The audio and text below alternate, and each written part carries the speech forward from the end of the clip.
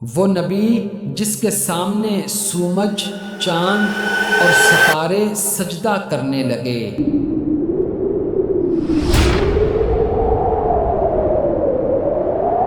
وہ نبی جس کی پاکیزہ خوبصورتی دیکھ کر عورتوں نے اپنے ہاتھ کاٹ لیے۔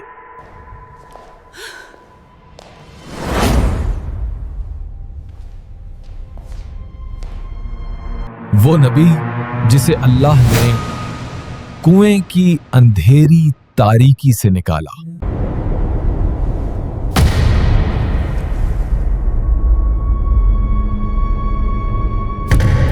وہ نبی جس کے بھائی اس کے جان کے دشمن بن گئے۔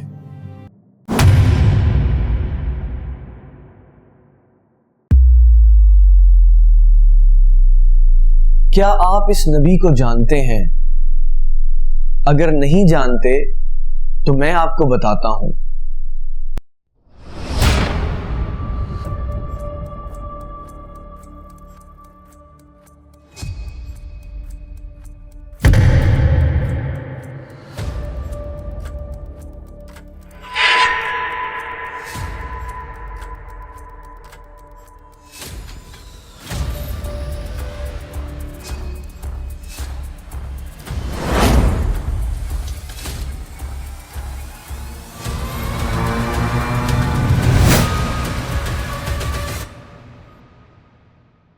حضرت یوسف علیہ السلام ایک نبی کے گھر میں پیدا ہوئے۔ ان کے والد حضرت یعقوب علیہ السلام اللہ کے برگزیدہ بندے تھے، جن کے دل میں اللہ کی یاد، صبر اور شفقت بسی ہوئی تھی۔ حضرت یوسف علیہ السلام بچپن ہی سے دوسرے بچوں سے مختلف تھے۔ ان کے چہرے پر معصومیت کے ساتھ نور تھا، بات میں سچائی تھی اور نگاہ میں پاکیزگی۔ حضرت یعقوب علیہ السلام کا دل خود بخود اس بچے کی طرف زیادہ مائل رہتا تھا، مگر یہ محبت ناانصافی نہ تھی بلکہ اللہ کی عطا تھی۔ ایک رات حضرت یوسف علیہ السلام نے ایسا خواب دیکھا جو عام بچوں کے خوابوں جیسا نہ تھا۔ انہوں نے دیکھا کہ آسمان میں 11 ستارے روشن ہیں اور ان کے ساتھ سورج اور چاند بھی ہیں، اور یہ سب ان کے سامنے جھکے ہوئے ہیں۔ یہ منظر دیکھ کر وہ گھبرا گئے، مگر دل میں ایک عجیب سا سکون بھی تھا۔ وہ جانتے نہ تھے کہ اس خواب کا کیا مطلب ہے، مگر یہ سمجھ گئے کہ یہ کوئی معمولی بات نہیں۔ صبح ہوئی تو حضرت یوسف علیہ السلام اپنے والد کے پاس آئے، ادب سے کھڑے ہوئے، پھر آہستہ آواز میں اپنا خواب بیان کیا۔ حضرت یعقوب علیہ السلام سنتے ہی چونک اٹھے۔ ایک نبی کی نگاہ فوراً پہچان گئی کہ یہ خواب اللہ کی طرف سے ہے اور یہ بچہ ایک دن بہت بلند مقام پائے گا۔ مگر اسی لمحے ان کے دل میں ایک اور حقیقت بھی جاگ اٹھی، حسد۔ انہوں نے یوسف علیہ السلام کو اپنے قریب کیا، شفقت سے سمجھایا کہ بیٹا، اس خواب کو اپنے بھائیوں کے سامنے بیان نہ کرنا، اس لیے نہیں کہ وہ دشمن ہیں، بلکہ اس لیے کہ انسان کا دل کمزور ہوتا ہے اور شیطان اسی کمزوری سے داخل ہو جاتا ہے۔ حضرت یعقوب علیہ السلام جانتے تھے کہ جب اللہ کسی کو نعمت دیتا ہے تو بعض دل اس نعمت کو برداشت نہیں کر پاتے۔ حضرت یوسف علیہ السلام کے بھائی زیادہ تھے، طاقتور تھے، مگر دلوں میں تنگی تھی۔ وہ دیکھتے تھے کہ والد یوسف کو دیکھ کر خوش ہو جاتے ہیں، ان کی بات غور سے سنتے ہیں، اور یہی بات ان کے دلوں میں آگ بن کر جلتی تھی۔ رفتہ رفتہ انہوں نے یہ سمجھ لیا کہ والد کی محبت کی وجہ یوسف ہیں، اور اگر یوسف نہ ہوں تو سب کچھ ہمارے لیے ہو جائے۔ یہ خیال پہلے خیال تھا، پھر بات بنا، پھر بات منصوبہ بن گئی۔ وہ آپس میں جمع ہوئے اور ایک دوسرے سے کہنے لگے کہ ہمارا باپ واضح گمراہی میں ہے، وہ ہمیں چھوڑ کر یوسف کو ترجیح دیتا ہے۔ کسی نے غصے میں کہا کہ یوسف کو ختم کر دو تاکہ راستہ صاف ہو جائے، مگر دوسرے نے کہا کہ قتل بہت بڑا گناہ ہے، اس کے بجائے اسے کسی ایسی جگہ چھوڑ آؤ جہاں سے وہ کبھی واپس نہ آ سکے۔ اس طرح ہمارا مقصد بھی پورا ہو جائے گا اور ہم بعد میں نیک بھی بن جائیں گے۔ آخر کار انہوں نے فیصلہ کیا کہ یوسف علیہ السلام کو ایک گہرے کنویں میں ڈال دیا جائے، جہاں سے گزرنے والا کوئی قافلہ اسے اٹھا لے۔ اس طرح وہ ہمارے سامنے بھی نہیں رہے گا اور ہمارا ہاتھ بھی خون سے بچ جائے گا۔ اگلے دن وہ اپنے والد کے پاس آئے، زبان پر نرمی تھی، دل میں فریب۔ کہا کہ ہمیں اجازت دیجیے کہ یوسف کو ہمارے ساتھ بھیج دیں، ہم کھیلیں گے، خوش ہوں گے اور ہم اس کی پوری حفاظت کریں گے۔ حضرت یعقوب علیہ السلام کا دل بے چین ہو گیا۔ نبی کا دل آنے والے خطرے کو محسوس کر لیتا ہے۔ انہوں نے کہا کہ مجھے ڈر ہے تم غافل ہو جاؤ گے اور کوئی درندہ اسے نقصان پہنچا دے گا۔ भाइयों ने कस्में खाईं, यकीन दहानियां कराईं और अपने आप को मजबूत साबित किया। हजरत याकूब अलैहिस्सलाम के पास अल्लाह पर भरोसे के सिवा कोई चारा न था। उन्होंने इजाज़त दे दी, मगर दिल में गम की एक परछाई उतर गई। जब वो यूसुफ अलैहिस्सलाम को लेकर रवाना हुए तो इब्तदा में हंसते बोलते रहे, मगर जैसे ही आबादी पीछे रह गई उनके चेहरे बदल गए। वो यूसुफ को एक सुनसान जगह ले आए जहाँ एक पुराना गहरा कुआं था। यूसुफ अलैहिस्सलाम ने भाइयों के बदलते लहजे और सख्त हाथों को महसूस किया तो घबरा गए। उन्होंने अपने भाइयों को पुकारा, रहम की अपील की, मगर हसद ने कान बंद कर दिए थे। उन्होंने हजरत यूसुफ अलैहिस्सलाम को कुएं के किनारे लाया। अंधेरा नीचे साफ नजर आ रहा था। फिर उन्होंने बगैर रहम के यूसुफ को उसमें डाल दिया। वो गिरते गए और अल्लाह के हुक्म से एक पत्थर के किनारे पर रुक गए ताकि जान बच जाए। कुआं खामोश था, गहरा था और तारीकी से भरा हुआ था। इसी तारीकी में अल्लाह ने हजरत यूसुफ अलैहिस्सलाम के दिल को तसल्ली दी। उनके दिल में ये बात डाल दी गई कि एक दिन तुम इन्हीं लोगों को उनके इस अमल की खबर दोगे और वो तुम्हें पहचान भी न सकेंगे। ये वादा था, ये अल्लाह की तरफ से उम्मीद थी। ऊपर भाई कुएं के किनारे से दूर हो गए और नीचे एक बच्चा रह गया, मगर हकीकत ये थी कि जिसे उन्होंने अकेला समझा था वो अल्लाह के साथ था। और यही वो मकाम था जहां इंसानों की साजिश खत्म हुई और अल्लाह की तदबीर शुरू हुई। कुएं की तारीकी में वक्त का अंदाज़ा ख़त्म हो चुका था। हज़रत यूसुफ अलैहिस्सलाम न जानते थे कि दिन है या रात, मगर उनका दिल अल्लाह की याद से खाली न था। वो कमसिन थे, मगर उनका यकीन मजबूत था। तन्हाई में न शिकवा था न फरियाद, बस एक खामोश भरोसा कि जिस रब ने यहाँ पहुँचाया है वही निकालेगा भी। इसी कुएं के करीब एक काफिला आकर रुका। मुसाफिर दूर दराज सफ़र से थके हुए थे। पानी की ज़रूरत थी, इसलिए उन्होंने अपना डोल कुएं में डाला। जब डोल नीचे पहुंचा और ऊपर खींचा गया तो उसमें पानी के साथ एक बच्चा भी था। काफिले वाले चौंक गए। किसी ने खुशी से कहा कि ये तो खुशखबरी है, हमें एक गुलाम मिल गया। हजरत यूसुफ अलैहिस्सलाम को कुएं से निकाला गया। तेज रोशनी ने आंखों को चुंधिया दिया।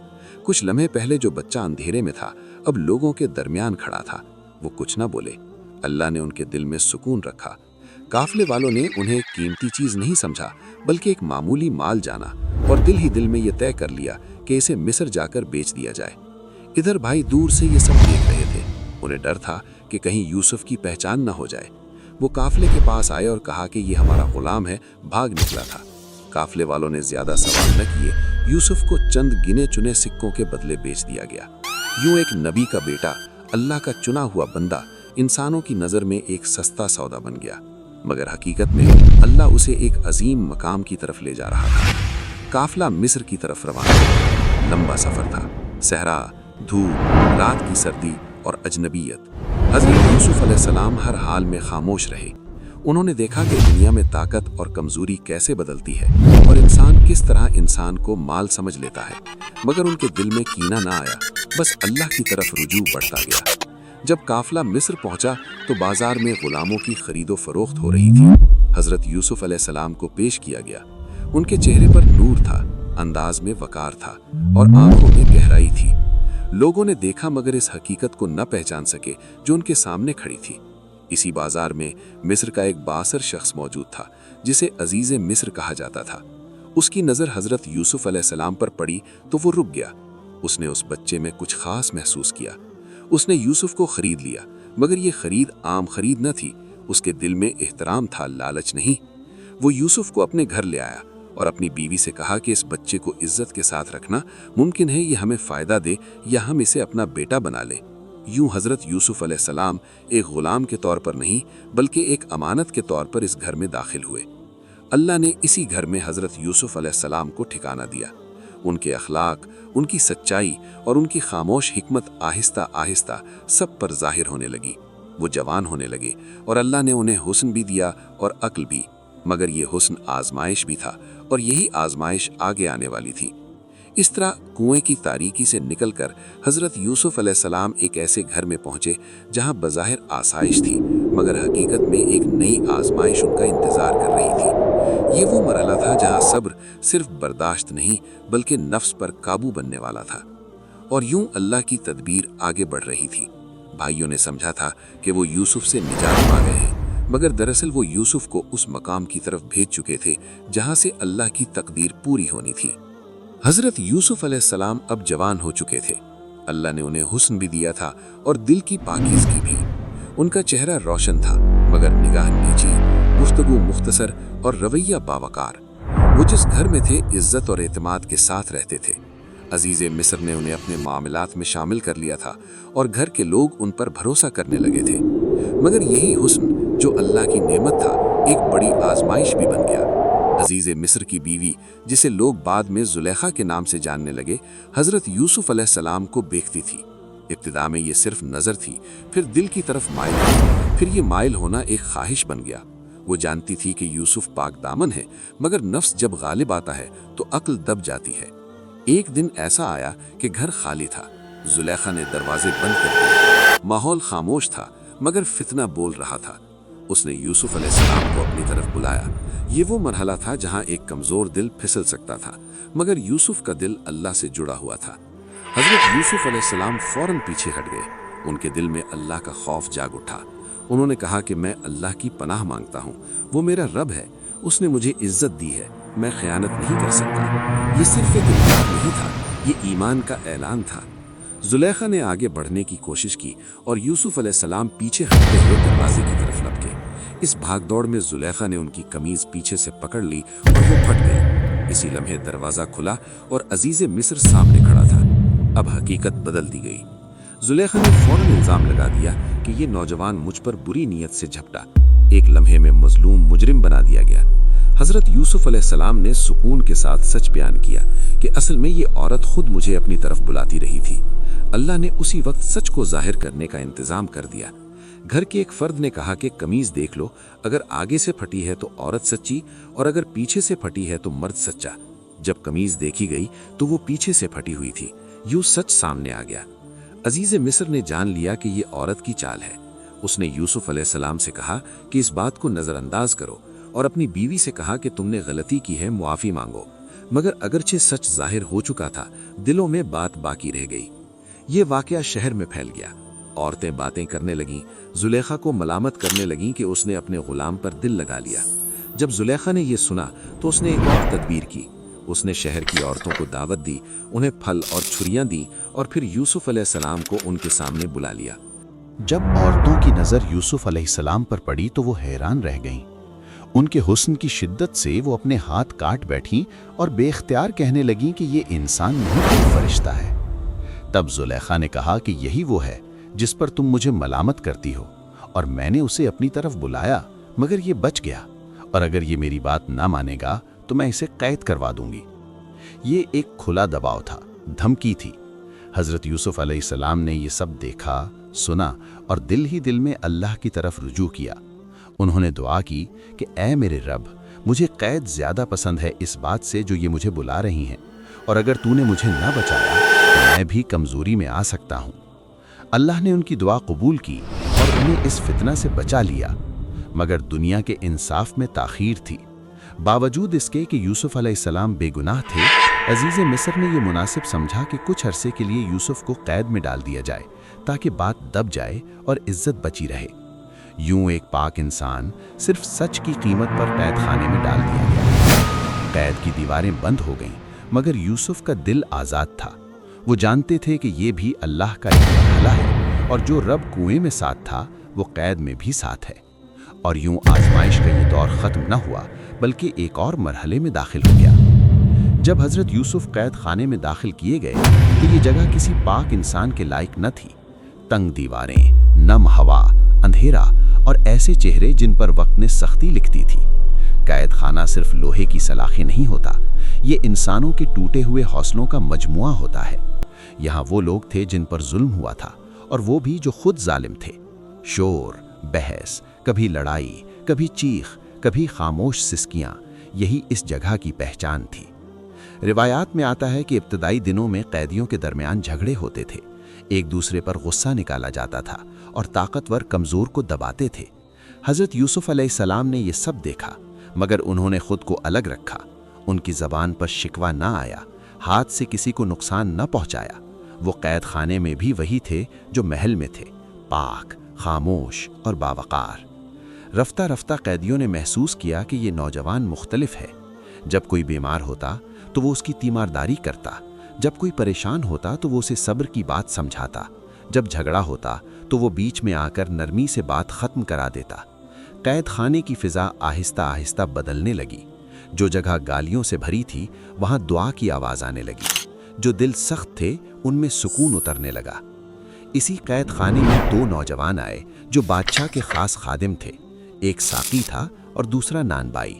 दोनों किसी इल्जाम में कैद कर दिए गए थे। एक रात दोनों ने ख्वाब देखे और उन्होंने यूसुफ में वो सलाहियत देखी जो और किसी में न थी। वो उनके पास आए और अपने ख्वाब बयान किए। हज़रत यूसुफ ने ख्वाब की ताबीर बताने से पहले उन्हें अल्लाह की पहचान करवाई। फरमाया कि मैं ये इल्म अपनी तरफ से नहीं बताता, ये मेरे रब का दिया हुआ इल्म है। फिर उन्होंने दोनों ख्वाबों की ताबीर बयान की। एक को बताया कि वो रिहा हो जाएगा और दोबारा बादशाह को शराब पिलाएगा, और दूसरे को बताया कि उसे सजाए मौत दी जाएगी। जैसा बताया गया वैसा ही हुआ। जब वो शख्स रिहा होने लगा जो साकी था, हज़रत यूसुफ ने उससे एक बात कही। ये वो लम्हा है जिसे खुद कुरान भी बड़े नाजुक अंदाज में बयान करता है। हज़रत यूसुफ ने कहा कि अपने बादशाह के सामने मेरा जिक्र करना ताकि मेरी बेगुनाही जाहिर हो जाए। यहाँ एक इंसानी लग़ज़िश हुई। ये गुनाह नहीं था, मगर एक नबी के मकाम के लिहाज से एक हल्का सा सहारा मखलूक की तरफ हो गया। अल्लाह चाहता था कि यूसुफ की रिहाई सिर्फ और सिर्फ उसी के हाथ से हो, किसी इंसान की सिफारिश से नहीं। कुरान बताता है कि शैतान ने उस साकी को भुला दिया और वो बादशाह के सामने यूसुफ का जिक्र न कर सका। यूं हज़रत यूसुफ कई साल मज़ीद कैद में रहे। बाज़ मुफस्सिरीन और रिवायात में आता है कि इसी मौके पर हज़रत यूसुफ को तंबीह हुई। कहा जाता है कि एक फरिश्ते ने उनसे कहा, तुमने कैद से निकलने के लिए गैर की तरफ क्यों देखा जबकि तुम्हारा रब तुम्हारे साथ था।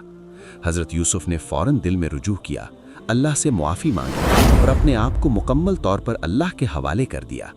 ये बात कुरान में लफ्ज़न नहीं आई, मगर अहले इल्म ने इसे नसीहत के तौर पर बयान किया है, न कि अक़ीदे के तौर पर। रिवायात में ये भी मिलता है कि हज़रत यूसुफ तकरीबन 7 साल कैद में रहे। कुरान मुद्दत नहीं बताता, मगर इतना ज़रूर बताता है कि वो कई साल थे। ये साल कैद के थे, मगर रूहानी बुलंदी के भी थे। यूसुफ ने इन सालों में कैद खाने को मदरसा बना दिया। वहाँ अल्लाह की पहचान फैली, सब्र सिखाया गया और दिलों को ज़िंदगी मिली। फिर एक दिन वही हुआ जो अल्लाह ने तय किया था। बादशाह ने एक अजीब ख्वाब देखा जिसकी ताबीर कोई न बता सका। तब साकी को याद आया, वही कैद खाना, वही पाक नौजवान और वही भूली हुई बात।